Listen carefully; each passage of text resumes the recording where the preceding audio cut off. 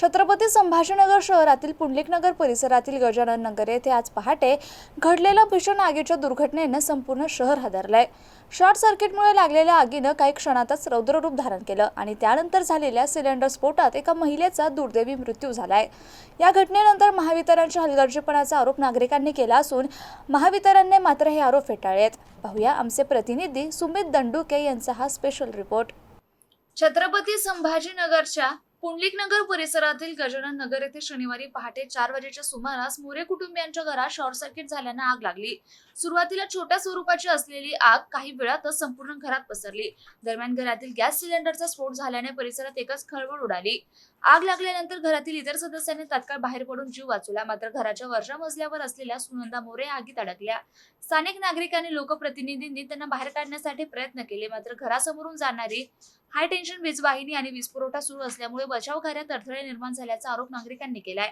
घटनेची माहिती मिळताच पोलीस निरीक्षक अशोक भंडारे, उपमहापौर राजेंद्र जंजाळ, नगरसेवक अशोक दामले, नगरसेविका पुष्पा पगारे तसंच अग्निशमन दलाचे पथक घटनास्थळी दाखल झाले। अग्निशमन दलाने मोठ्या प्रयत्नानंतर आग आटोक्यात आणली, मात्र तोपर्यंत सुनंदा मोरे यांचा मृत्यू झाला होता। या घटनेनंतर स्थानिक नागरिकांनी महावितरणवर गंभीर आरोप करत वेळेत वीज पुरवठा खंडित झाला नसल्यामुळेच महिलेचा जीव गेल्याचा दावा केला। तातडीने वीज बंद करण्यात आली असते तर बचाव कार्य अधिक प्रभावीपणे करता आलं असतं असं नागरिकांचं म्हणणं आहे। कारभारामुळे आज एक जीव गेलेला आहे। कोणीही असो, महावितरणनं आम्ही किमान नाही म्हणता शिवभाऊ असो, दामले साहेब असो, आता गल्लीतल्या छोट्या समस्या असो, ह्या तारा बदलल्या गेल्या पाहिजे। म्हणजे गेलं रायटिंग मध्ये आम्ही 100 वेळ देऊन दिलंय।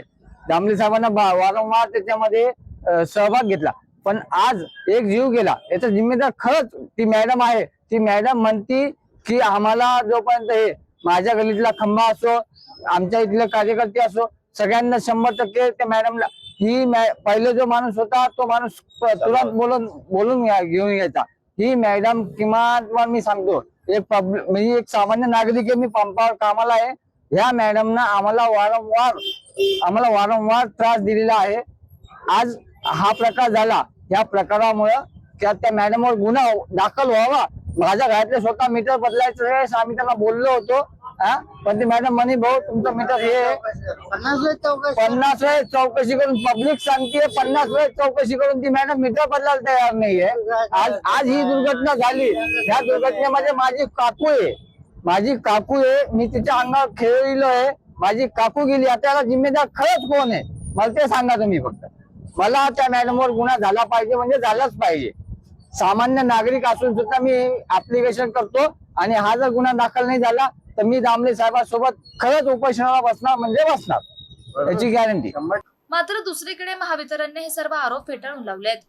MCN न्यूजशी बोलताना महावितरणच्या अधिकाऱ्यांनी आग त्यांच्या चुकीमुळे लागलेली नसल्याचं स्पष्ट केलं। तसेच माहिती मिळाल्यानंतर अवघ्या 3 ते 4 मिनिटात संबंधित भागाचा वीज पुरवठा खंडित करण्यात आल्याचा दावा त्यांनी केलाय। दरम्यान शॉर्ट सर्किटमुळे लागलेली आग, त्यानंतर झालेला सिलेंडर स्फोट आणि एका महिलेचा मृत्यू या दुर्दैवी घटनेमुळे गजानन नगर परिसरात शोककळा पसरली आहे। नेमकी जबाबदारी कोणाची आणि या दुर्घटनेमागील सत्य काय याचा तपास आता संबंधित यंत्रणांकडून केला जातोय। नमस्कार। आज सकाळी आपण बघितलं की गजानन नगर परिसरात एका घराला आग लागली आणि त्यात एका महिलेचा दुर्दैवी मृत्यू झालाय। स्थानिक नागरिकांनी आरोप केलाय की महावितरणमुळे हा मृत्यू झालाय, मात्र सत्य परिस्थिती काय आपण जाणून घेण्यासाठी आज महावितरण कार्यालयात आलोय। आपल्यासोबत इंजिनियर मॅडम आहेत, आपण त्यांच्याकडनं जाणून घेणार आहोत की नेमका दोष काय होता। लोकांनी आरोप केलेत की MSCBच्या चुकीमुळे आग लागली आहे आणि एक मृत्यू झालाय, काय सांगतो? सदर ठिकाणी जाऊन पाहणी केली असता सदर ग्राहकाचे meter, incoming service wire, outgoing service wire आणि ग्राहकाने लावलेला MCB हे सगळे व्यवस्थित आहेत, इंटॅक्ट आहेत आणि बिफोर आणि आफ्टरचे फोटोग्राफ्सही आपल्याकडे आहेत। त्यामुळे सप्लाय हा इंटरप्शन झालेला नव्हता। आपल्याला फायर ब्रिगेडचा सकाळी 5 वाजता फोन आला होता। 5 वाजता फायर ब्रिगेड कंट्रोल रूम मधून फोन आल्यानंतर त्वरित म्हणजे 3च मिनिटांमध्ये तेथे सप्लाय करणाऱ्या 11 kV गारखेडा वाहिनी आणि 11 kV सुहास kV वाहिनी या दोनही N4 उपकेंद्र आणि सुतगिरणी उपकेंद्रातून आपण विनंतीनुसार बंद करून घेतलेल्या होत्या। अर्धा तासानंतर फायर ब्रिगेडचं काम झाल्यानंतर आपण दोन्ही वाहिन्यांचा विद्युत पुरवठा अंदाजे 5:46 दरम्यान सुरळीत केलेला आहे। तोपर्यंत काही कॉल आलेला नव्हता आपल्याला कोणाकडून? सकाळी 5 वाजता मला कंट्रोल रूमचाच फोन आलेला होता आणि कंट्रोल रूमच्या विनंतीवरूनच आम्ही दोन्ही विद्युत पुरवठा खंडित करून दिले। किती वेळ लागला असेल लाईट बंद करायला पूर्ण? सर 3 मिनिटं फक्त. 5 वाजता फोन आला आहे आणि 5:03ला दोनही वाहिन्या म्हणजे 11 केव्ही गारखेडा आणि 11 केव्ही सुहास कॉलनी ह्या पुंडलिक नगर परिसराला सप्लाय करतात, त्या दोनही वाहिन्या बंद केलेल्या आहेत. कर्मचारी आहेत जे घटनास्थळी गेले होते. माझे उपकेंद्राचे यंत्रचालकही आहेत, तेही आपल्याला सांगतील की मी किती वाजता फोन केला होता आणि सप्लाय किती वाजता बंद झाला. काय सांगशाल?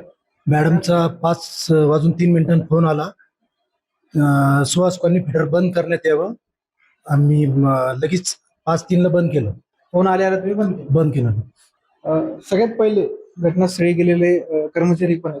काय बघितलं गेल्यावर काय होतं ते? आम्हाला 5 वाजता जसं मेसेज म्हणजे फोन आला एक ग्राहकाचा की अशी अशी आग लागलेली. आम्ही त्वरित येऊन फिडर सुहास कॉलनी फिडर इथून बंद करून घेतलं. त्यानंतर स्पॉटला गेल्यानंतर तिथं पाणी केली असता तोपर्यंत फायर ब्रिगेडने आग विझवली होती. आम्ही गेल्यानंतर पूर्ण मीटरचे इनकमिंग वायर पूर्ण वेगळं करून ठेवली.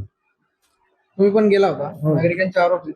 आपल्याकडनं उशीर झाल्यामुळं एक जीव गेला. काय सांगशाल? म्हणजे 5 वाजता आम्हाला कॉल आला. आल्यानंतर मग आम्ही तसं खाली येत नाही तर तोपर्यंत मॅडम ऑपरेटरचा फोन मॅडम चालू होता. तर त्याने आपलं श्वास फिटर बंद केलं. नंतर काळजी म्हणून आपण गारखेडा फिटर बंद केलं, कारण त्या भागात 2 लाईन येतात आणि ते सेंट्रल एरिया असल्यामुळं म्हणजे गारखेड्यावर एक आपलं श्वासवर आहे. ते कळण्यापेक्षा म्हणून आपण दोन्ही बंद करून देऊ. दोन्ही बंद केल्यानंतर आम्ही तिथे गेल्यानंतर मग त्या ठिकाणी आग पुरतच विजलेली होती. स्थानिक नागरिक आणि फायर ब्रिगेड पोलीस बी होती. त्यानंतर मग आम्ही मीटरची पाहणी केली. मीटरचं थोडं होरपळलं होतं मीटर आणि मग आम्ही त्या भागात 2 अलीकडचं घर होतं आणि पलीकडे घर होतं. जे जळलेलं घर होतं आम्ही तिथला सप्लाय आणि अलीकडे सप्लाय दोन्ही बंद केला. बाकीचे लाईन वगैरे चालू करून घेतली. मीटरमुळं आग लागली असं म्हणतायत. काय करणं आहे जे तुम्ही नाही म्हणताय की मीटरमुळे नाही शक्य? सर मीटरमुळे आग लागली असेल तर मीटर सुरुवातीला जे आपला एमसीबी आहे त्यांचा आउटगोईंगचा अथवा मीटरची इनकमिंग म्हणजे जी पोलवरून मीटरला सर्व्हिस वायर येते ती अथवा घरात जाणारी वायर यापैकी कुठलीही एक वायर माझे कर्मचारी साईटवर पोहोचेपर्यंत जळालेल्या नव्हत्या. माझे कर्मचारी साईटवर गेल्यानंतर प्रत्यक्षदर्शींच्या आणि फायर ब्रिगेडच्या रिक्वेस्ट वरून त्यांनी तिथून सप्लाय इनकमिंग आणि आउटगोईंग दोन्ही वायरिंगचा डिस्कनेक्ट करून दिलेला आहे. आपण तसे त्यावेळचे फोटोजही घेतलेले आहेत, जे फोटो क्लिअर सांगतात की मीटरची इनकमिंग आणि आउटगोईंग वायर ही ओके होती.